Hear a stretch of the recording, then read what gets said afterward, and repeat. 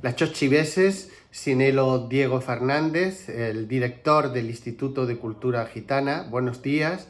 El Instituto de Cultura Gitana es una fundación pública del Ministerio de Cultura y estoy encantado de participar en esta actividad junto con el Teatro Real de puesta en escena de una nueva edición de la vida breve de Manuel de Falla. Como bien saben, esta fue una ópera premiada en su momento, pero que tuvo muchos problemas en cuanto al estreno inicial, de tal manera que la obra incluso tuvo que estrenarse en Niza, porque no encontraba un teatro en Madrid donde se estrenara a pesar de que había sido premiada. Al año siguiente, es decir, en el año 1914, se estrena en Madrid. Quiero aprovechar este estreno para hablar fundamentalmente de la gitanidad en Manuel de Falla. Y quiero hacerlo fundamentalmente porque forma parte de nuestra esencia, de nuestra manera de entender la cultura española. En el Instituto de Cultura Gitana, cuando se constituyó, acuñamos un eslogan que definía con claridad lo que queríamos que simbolizase el instituto. Decíamos que España también es gitana. Y lo decíamos no solamente porque haya habido muchos gitanos a lo largo de la historia de española que han aportado enormes valores culturales a España en su conjunto, sino también porque lo gitano ha formado parte de la esencia cultural de España. Es decir, la inspiración cultural de muchos de nuestros intelectuales, de nuestros artistas, tiene mucho que ver con la cultura de los gitanos. Para que se me entienda, es difícil entender la literatura de Federico García Lorca o de Machado, incluso de autores como Valle Inclán, o es difícil entender la pintura de Zuloaga, o de Romero de Torres, o de Sorolla, de Nonel, de Anglada Camarasa, incluso en determinados momentos de Cervantes o de Murillo. Porque los artistas españoles, cuando han querido retratar la esencia española, en muchas ocasiones buscan la esencia de los gitanos. Y esto ocurre exactamente igual en la música española. La música española que de alguna manera está muy inspirada, y me refiero a los grandes músicos españoles, Turina, y sobre todo Manuel de Falla. Pero en Manuel de Falla tiene un componente especial. Y voy a intentar explicarlo. ¿Cómo llega Manuel de Falla a la esencia gitana, al flamenco? ¿Cuáles son los elementos que hacen que Manuel de Falla se sienta impregnado de elementos culturales gitanos? Como comprenderán, el primero de los elementos es que había nacido en Cádiz. Y Cádiz, por encima de cualquier otra consideración, es una ciudad profundamente gitana. Cuando Falla nace, también Cádiz es una ciudad cosmopolita, es una ciudad que es un puente entre América y Europa, e incluso entre Asia y América, ¿no? Teniendo como punto de conexión el puerto de Cádiz, ¿no? Y claro, Cádiz en aquel momento era una ciudad con un fuerte componente gitano. Piensen que acababa de crearse el fonógrafo y que el flamenco estaba en una enorme ebullición.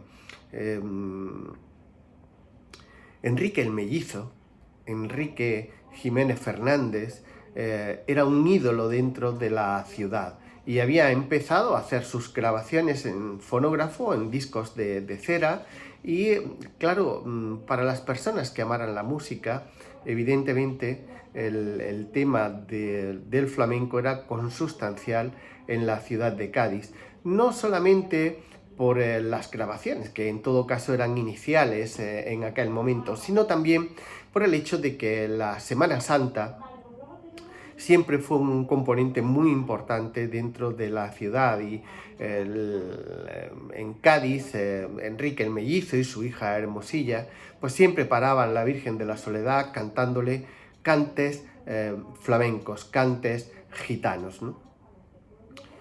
En segundo lugar, el segundo componente de aires flamencos que le hacen influir a Manuel de Falla fue su ama de cría, es decir, Ana, que tenía el sobrenombre La Morilla, ¿no? Que basta ver la fotografía para ver que tiene componentes gitanos. Ella le cantaba, le acunaba al niño, le amamantaba, cantándole cantes, sonidos flamencos. Y eso claro que le influyó y así cuando Falla habla sobre su ama de cría, pues evidentemente recuerda la importancia que tienen esos sonidos tan enormes, ¿no? El flamenco. El flamenco había sido un componente importante. Tengan en cuenta que los primeros elementos históricos del flamenco podemos situarlos en torno a 1749, ¿no? Cuando aparece una publicación del bachiller Revoltoso en Sevilla, donde nos habla fundamentalmente que la nieta del gitano más viejo de Triana enseña flamenco con acompañamiento de cuerda y percusión a determinadas señoras nobles de Sevilla. Y después, pues evidentemente en las cartas marruecas, donde se habla de una juerga encabezada por el tío Gregorio, o en 1820, donde en la misma ciudad de Cádiz se habla de que el gitano Antonio Monge iba a interpretar en uno de los teatros de Cádiz los 4 polos, el polo de Tobalo, el polo de Ronda, el de Jerez y el de Cádiz. O con posterioridad la recopilación que hace Antonio Machado Álvarez en 1882 de los cantes flamencos que había recopilado del cantaor Juanelo. Por tanto, el flamenco ya formaba parte importante de todo lo que simbolizaba todo el siglo XIX, pero especialmente el último cuarto del siglo XIX. El joven Falla había sentido dentro de la ciudad ese espíritu flamenco que no solamente se empleaba en los grandes palos flamencos, sino también en todos los cantes que se hacían, porque el componente del flamenco impregna totalmente Cádiz, ¿no? Claro, este elemento se reiteró con mucha contundencia en sus elementos formativos y especialmente cuando empieza a formarse en Madrid por parte de Felipe Pedrell, que como bien saben ustedes es uno de las grandes fuentes del nacionalismo musical español, del que deriva en gran medida gran parte de lo que fueron grandes autores con posterioridad. Felipe Pedrell, él evidentemente entendía que la esencia musical de España se centraba en el flamenco. Y eso se lo transmitió a su alumno, a Manuel de Falla. El flamenco formaba parte de la esencia musical histórica de España. Pedrell y luego Falla intentaron entender bien cuáles eran los componentes musicales del flamenco. Y si me permiten ustedes, yo voy a intentar completar las aportaciones que en su momento determinado hicieron tanto Pedrell como Falla. Falla, en su presentación del concurso de cante hondo de 1922, tan importante, porque Falla ya se había trasladado a vivir a Granada, al Carmen de la Antequeruela, y él, junto con otros intelectuales importantes, entre otros Zuloaga o el propio García Lorca, pusieron en marcha el concurso de cante hondo de 1922, que tuvo una enorme importancia dentro de lo que simbolizó la recuperación del flamenco más primitivo. Daría para otra conferencia hablar sobre el concurso de cante hondo y lo que se aportó en este concurso. Tengan en cuenta que el concurso fue ganado por Diego el Tenazas y que también fue premiado el niño Manolo Caracol, 1922. Imagínense la importancia que tuvo el concurso de cante hondo de Granada. Y Falla fue uno de los grandes iniciadores. Él hace la presentación y a la hora de plantear el concurso, él hace un folleto de presentación donde, siguiendo la línea de Pedrell, él intenta explicar qué es el flamenco, de dónde procede el flamenco, ¿no? Y permítanme literalmente el decir los componentes que, según Falla, tienen el flamenco.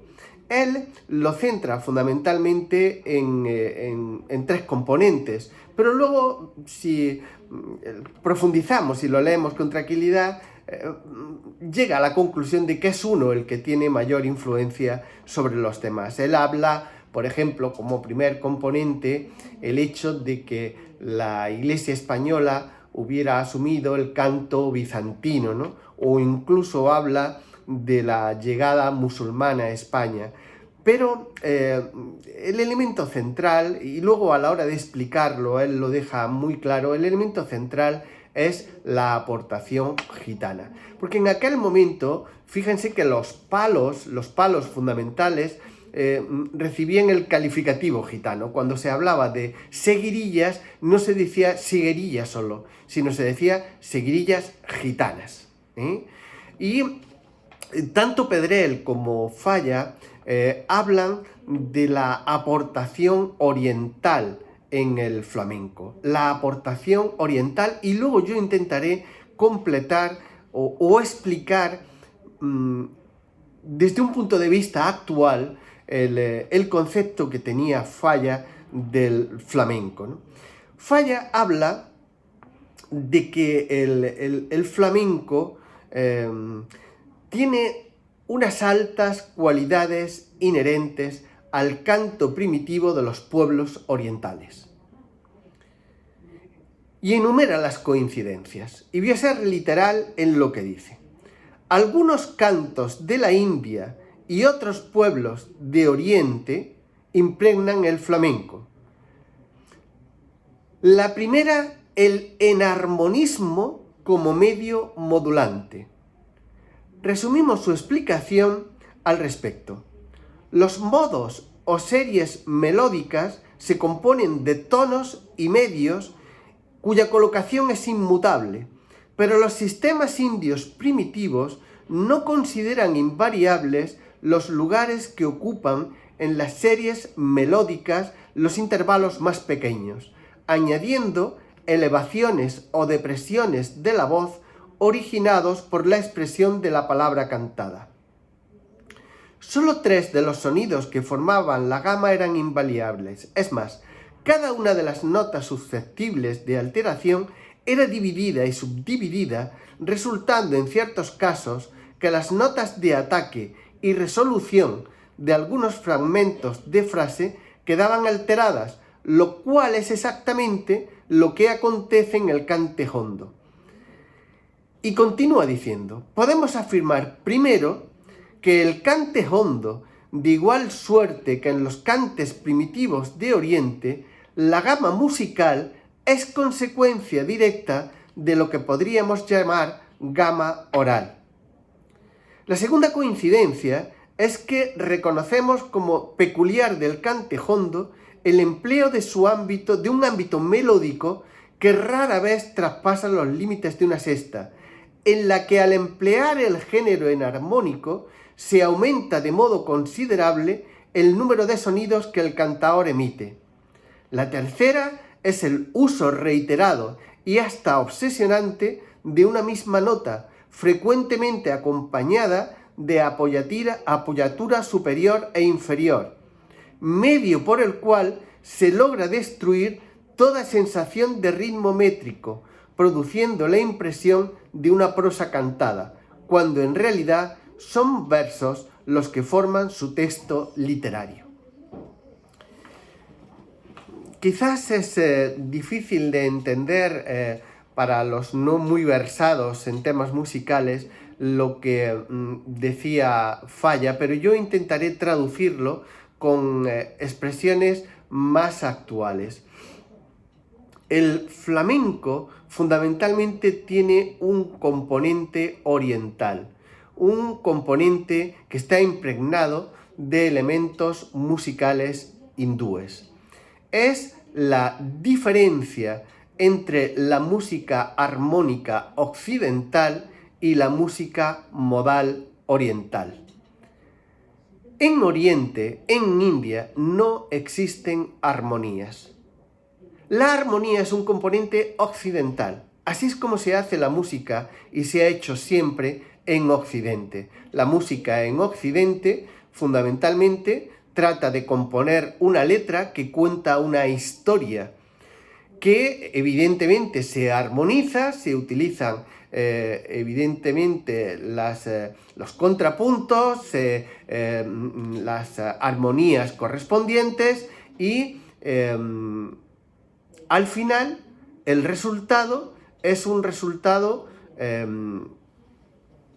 importante desde el punto de vista musical, pero que no procura, no intenta nada más que contar una historia. La música en Occidente trata de contar una historia a través de sonidos, ¿no? En Oriente no es así, en India no es así. Fundamentalmente en India lo que se trata no es de contar una historia con sonidos, sino de crear un estado de ánimo.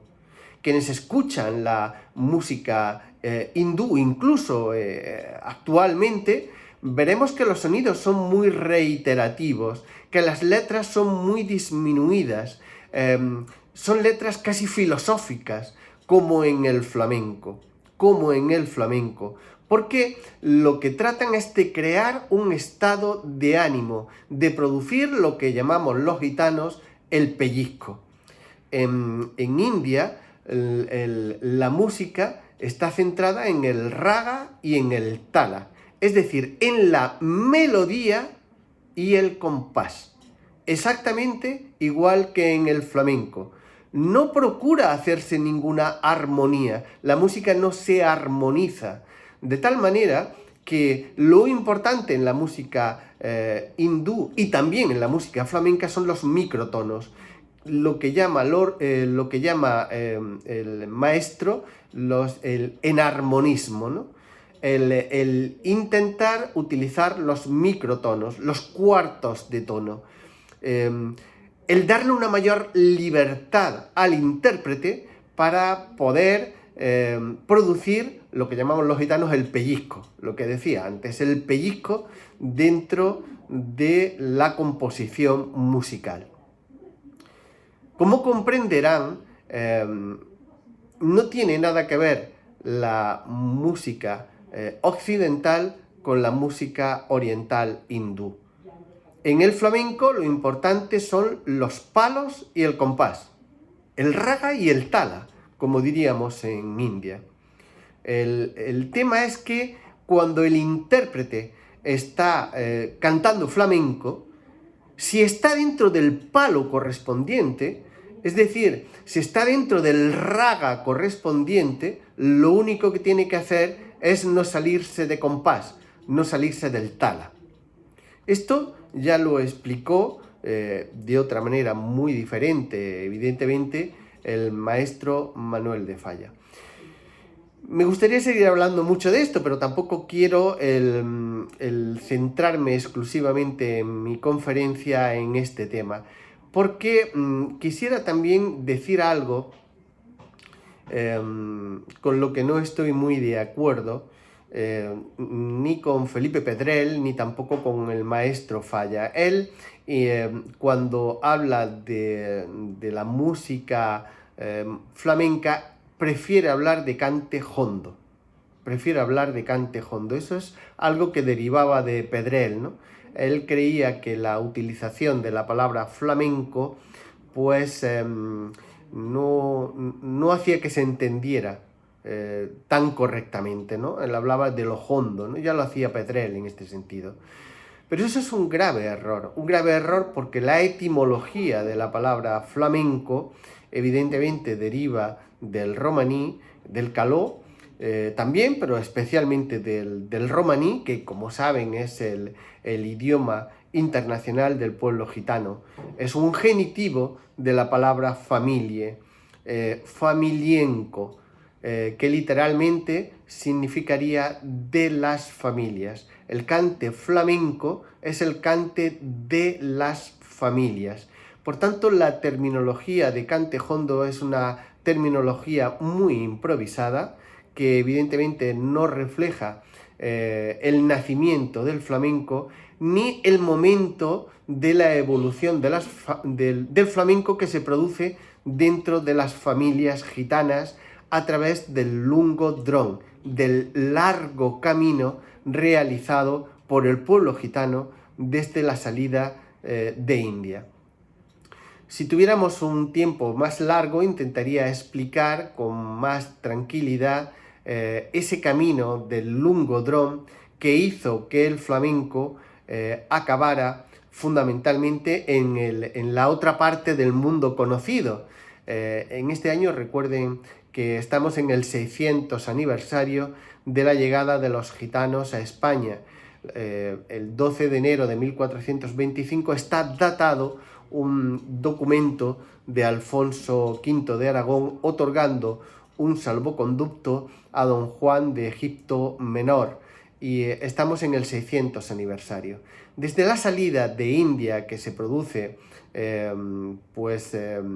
a principios del siglo X en India, mayoritariamente porque previamente en el siglo XV ya habían salido luris en el año 420 y está datado también la salida de India en el año 420, se va produciendo un lento camino de los estilos musicales de nuestros antepasados desde la salida de India. Evidentemente hay aportaciones musicales de diferentes pueblos, porque el camino gitano desde India hasta Andalucía es muy largo en el tiempo y hay aportaciones musicales, pero fundamentalmente el flamenco delata, el flamenco explica ese lungo dron, ese largo camino efectuado por nuestro pueblo a través de la noche de plata persa,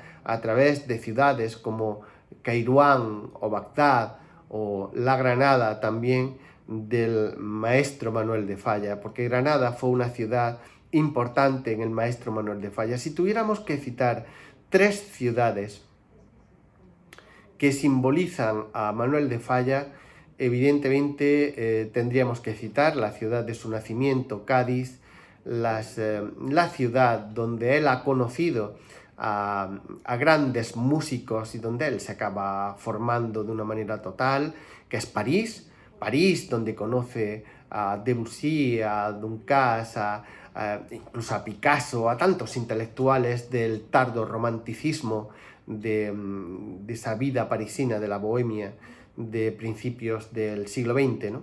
Tan importante en tantas corrientes literarias, ¿no? Y también Granada, donde él acaba viviendo durante mucho tiempo, donde se implicó mucho en esta casa de la Antequeruela de la que antes les he hablado. Él formaba parte del grupo de intelectuales que se reunían en la tertulia del Rinconcillo en Granada junto con García Lorca, que también sería muy importante, otra conferencia sobre las vinculaciones de dos grandes genios del arte español, de Lorca, Zuloaga y Falla, ¿no? Esos tres grandes genios que tuvieron tanta influencia en la Granada de las primeras décadas del siglo XX. Desafortunadamente, Manuel de Falla, y con esto voy a terminar mi conferencia, desafortunadamente la locura que ocurrió en España a través de la guerra civil hizo que el maestro tuviera que exiliarse en Argentina, donde al fin y al cabo murió. Es verdad que sus restos luego fueron trasladados y reposan en la Catedral de Cádiz, pero esa locura española era todo lo contrario de lo que simbolizaba Manuel de Falla, que era un hombre de entendimiento, de paz. Era un artista, un gran artista. Y quiero finalizar mi conferencia con el eslogan fundacional del Instituto de Cultura Gitana, que estoy seguro que Falla también lo hubiera repetido. España también es gitana. Salud y libertad s'estipen temestipen.